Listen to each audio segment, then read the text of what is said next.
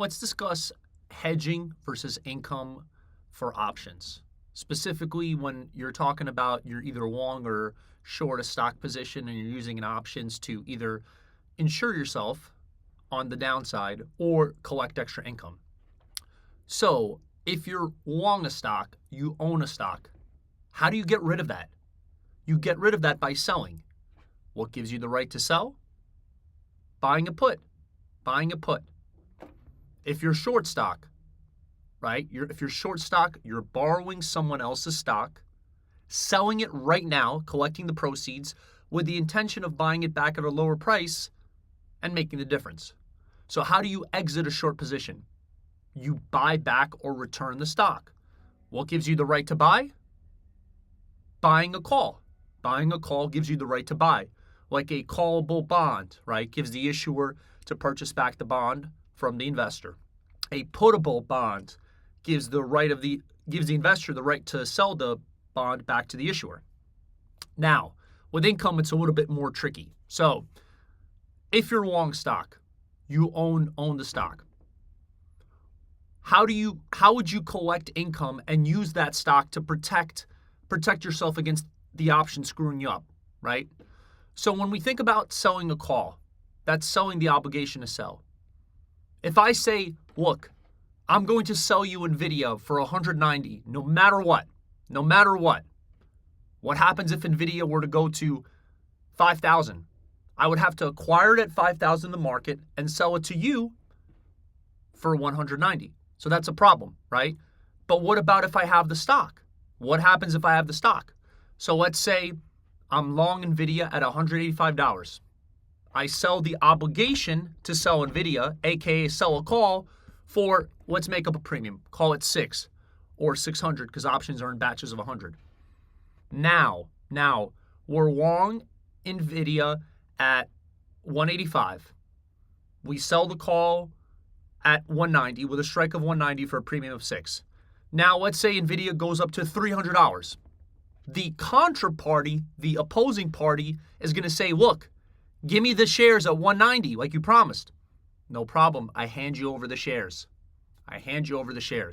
So from an income perspective, if you're long shares, you could collect income by selling calls, selling the obligation to sell. Because if you're long stock, you have the stock. And if I'm obligated to sell it, I have it in my possession to sell to you, right? So it protects my risk. It's almost if I own a piece of property and I sell a call at, let's say the property's worth $300,000 and I sell a call for $325,000, right? So if the property were to appreciate to $400,000, that's okay. I can give you the property. Now, frankly, I would be pissed if that happened, right? When I sell a call, my expectation is the stock's not going to rise dramatically because otherwise I'd have just not sold the call and held the stock, right?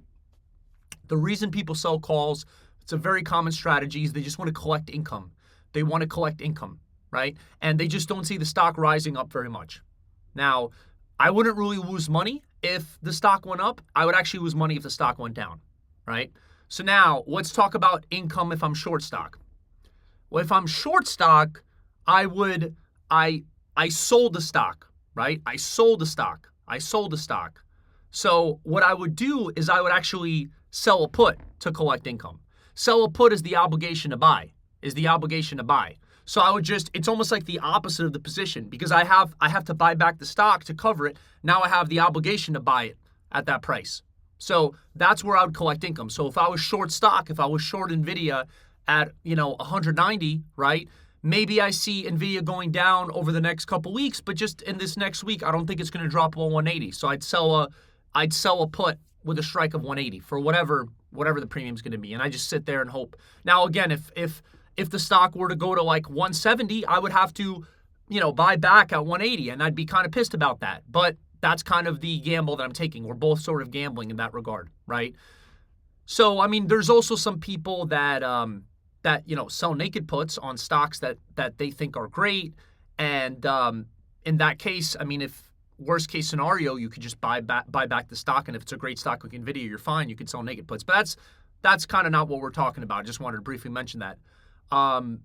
Now, one more thing I was going to touch on this video is I know we're specifically talking about hedging and income, but what if you do both? What if you want to hedge and collect income? That's when you would use what's called a collar, right? So I'm long stock at 185 for NVIDIA, right?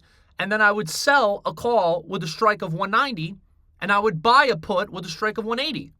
So in that case, I'm sort of sandwiching myself in on both sides, so there's not really much money I can make. So like my max gain would happen at 190, my max loss would happen at 180. My break even is going to happen, a little bit above 185 or a little bit below 185, depending on the difference in the premiums. So that would be a situation where I'm doing both, where I'm hedging and collecting income. So, or you could do the same thing with like a short collar, where you're short the stock and then you let's say you would buy a call and sell a put, right?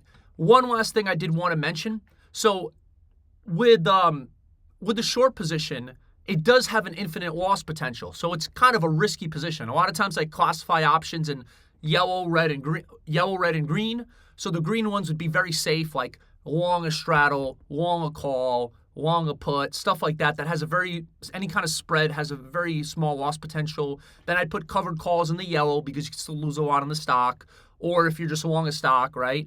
But short is red because you could have an infinite loss potential. That's where like short interest theory comes in. If too many people are short, obviously people are more wary and will jump the gun faster.